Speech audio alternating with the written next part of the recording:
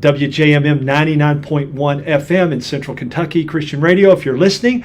And if not, and you want to hear it somewhere else, you probably wouldn't know how to do that if you're not listening now. But anyway, you can go to WJMM.com and pick up today's and the previous 2 days by going to their podcast tab, the Love and Lordship links, or go to loveandlordship.com and you can get a variety of videos and podcasts and even articles that link to scripture text and other things. So thanks for joining us and for listening and watching. And we ask that you would share this so others can be informed. We have a very special Family Foundation Friday today because this is coming to you on Wednesday. Why? Because tomorrow on Thursday is the last day of the legislature, the General Assembly here in Kentucky, and we've got some things that we really want to get across to you. So as we do that, I'm just going to welcome David Walls, Executive Director of Family Foundation, and let him take it. David, thanks for joining us again. Hey, Greg, good to be with you on this special Wednesday edition of Family Foundation Beautiful. Fridays. Well, we are right in the last 48 hours of the General Assembly. So just to kind of recap where we are, so this is the end of the governor's 10-day veto period, and so the legislature is reconvening today and tomorrow for 2 final days where they can take care of final business, pass bills, and they can override anything that the governor has vetoed. And Greg, from the last time that you and I talked, we shared the story about how SB 150 had gotten across the finish line thanks to the movement of the Lord and the work of so many good folks. Prayers of listeners, and yes, absolutely. So that bill was vetoed by our governor which late you last anticipated, week. right? We did anticipate, certainly. We were hoping he would change, but certainly disappointing. And look, this is a reality, Greg. And I know you like to speak truthfully and clearly. I hope I do it graciously. At all time. But look, what the governor has done is shamefully put woke sexual ideology over a straightforward and common sense bill that seeks to protect Kentucky's children and empower parents. And it really is really disappointing that the governor has decided to side with radical advocates that are seeking to fundamentally transform our society. And we know specifically that they are pushing radical ideology in our schools. And that is actually spilling over into the medical context as well, Greg. So just to remind folks, Senate Bill 150 does 3 very important things. One, it would stop the so-called gender transition, sex change operations, which, as you and I know, we cannot, no one can change their biological sex. But it would stop this practice from preying on our children to seek to, in the name of gender transition them via experimental hormones, and even mutilating surgery. So that's one key component of the bill. The second key component has to do with empowering parents and providing protection against indoctrination in our public schools. And David, that is so parents can know what's going on, so to help alleviate and keep this from happening, right? Yep. So it provides, it says you can't teach radical gender ideology in public schools, which has no place. Yes. Look, as we continue to have this conversation, let's get back to teaching kids the fundamentals. Yeah. I mean, we're continuing to see reports here in Kentucky and in so many school districts here and across the nation of just, we're failing our students on the basics, on reading, on writing, on math. And part of that reason... It's called arithmetic. Arithmetic. Right, reading, arithmetic. So in lieu of doing those things, we're promoting some of these ideologies in our school.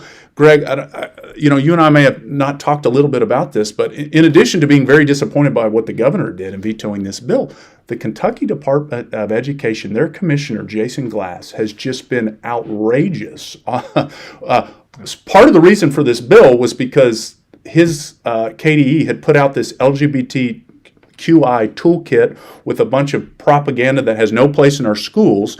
And then throughout the legislative session, he has been actively essentially opposing the work that's in this bill. He's now come out and condemned the bill as well before the governor vetoed it. He went so far to say, under testimony in the legislature, he was asked by Representative Shane Baker, who authored the parental rights portion of this bill in education.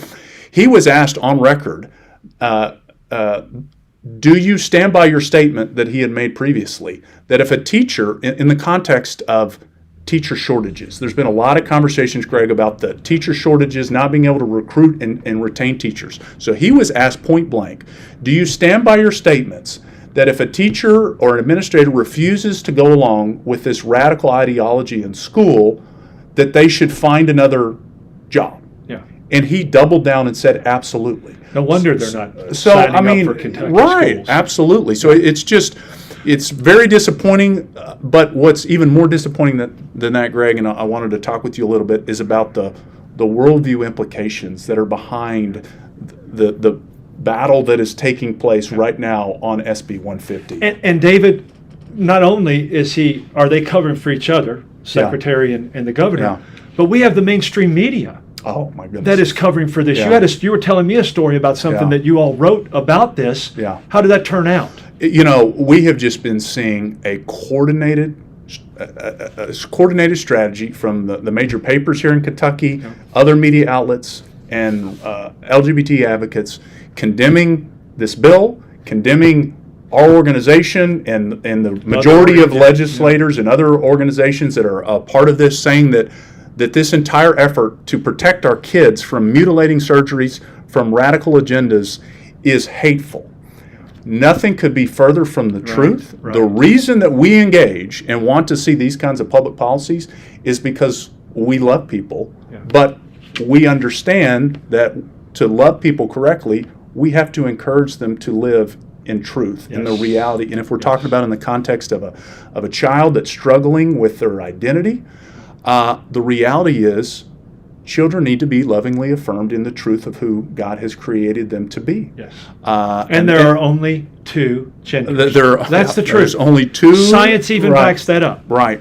So, Greg, as we sit here right now, we are encouraging folks to go to our website at kentuckyfamily.org. We've got it right plastered on the front of the website where they can click and take action, encourage their House and Senate member and House and Senate leadership who has helped support this issue. Yes. That's the reason why it got passed to begin with. Stay the course. To stay the course. To be bold, to not listen to the propaganda that's coming, that's circling around the Capitol and particularly in the news media, and to stand strong. And folks, I would just encourage folks to pray and to engage in these last 24 to 48 hours. Right. So another important reminder, it only takes a simple majority to override the governor's veto.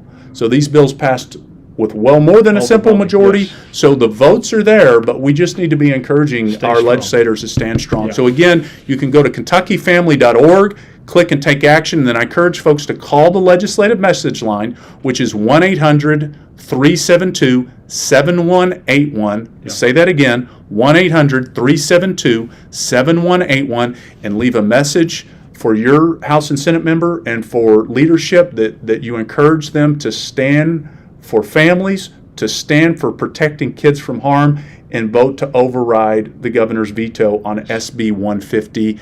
Do it today and do it tomorrow. Do it both days. Dave, what time? We're at Wednesday, 11:15 to 11:30. That's when our listeners are hearing it on the radio. If they pick this up elsewhere, what time is it supposed to close on Thursday? Well, I guess they could go till midnight, Greg. They went pretty close to that before the veto period. But I believe they're going on the floor today at noon and probably tomorrow around the same time. And as we're recording this, Greg, a little bit before Wednesday, there's going to be an event going on at the Capitol right now in support of the event. Yeah. So this is just a great time to take a moment and pray. Pray for the legislators that are going to be with us at the event, pastors and many others, including some powerful testimony on how this bill would help protect kids. It would empower parents. And so we're excited about that testimony. Yeah. Could you share a little bit more about that, David? What's the time for that? Is that Wednesday afternoon? At 11 o'clock. Okay, so you're going on. If you're not listening to us, hopefully you're there, okay? If you are listening, get there, okay? Appreciate it, that's right. So, all right, that gives us an update on that, what was a top shelf item. Updates on any others, David, that they could talk and pray about and take action on? Absolutely. There's We are still, right now, the sports betting bill, which would be the largest expansion of predatory gambling in the history of Kentucky, would turn potentially every iPhone, internet-connected device into a mini casino that we know would end up in the hands of our children, and obviously would further the government's partnership with an industry that's designed to prey upon its own citizens. Yeah. So that bill has passed the House and is in the Senate, but I think we have an opportunity for the Senate to stand strong and not move forward with the bill. So we're encouraging folks that's House Bill 551. So on that one, reach out to your senator on that and the bill. Senate leaders, right? And the Senate leadership. Senate leaders, right. And then there's several important ones. Another important one that we've been just doing a lot of work to equip members on is the medical marijuana bill. Okay. That's Senate Bill 47 that has passed out of the Senate and is now over in the House. Does it look good there? That bill passed in the House last session. So Right, we're going to have to really flip essentially some members who voted differently, but there's a lot of new members in the House. But I'll just share one concern. This is a 130-something page bill, and there is just one of many concerns. We continue to have concerns because the push for so-called medical marijuana, which hasn't been approved by the FDA, is indistinguishable from the efforts to legalize recreational marijuana, as we've seen in other states. But it's a very thin line. It's a very thin line, Greg. Right? But even more than that, this bill has a lot of concerning things in it, including it opens the door for medical marijuana for children with no age restrictions. It would open the door in our schools, potentially for schools to have to be involved in providing, administering this for a student. We've raised a question: what is that going to mean for Christian schools that may have policies in place that say we're not going to distribute, or even in the medical context? So a lot of concerns. But look, more than anything, we just are looking forward to serving the Lord through the very end of the legislative session. We're praying for our legislators to stand strong. They're under a lot of pressure these last 48 hours, and we just pray for courage, for boldness, and for clarity to follow the Lord's will in these last 48 hours. Excellent. And so let me close this out, Dave. A couple of things. Please be praying. Please take action. That's what we do this for, because this impacts marriages, families, children, our culture ultimately. God's design was to start with the family. So it impacts our churches, our schools, and everything. So thank you, David, for what you guys do in all of this.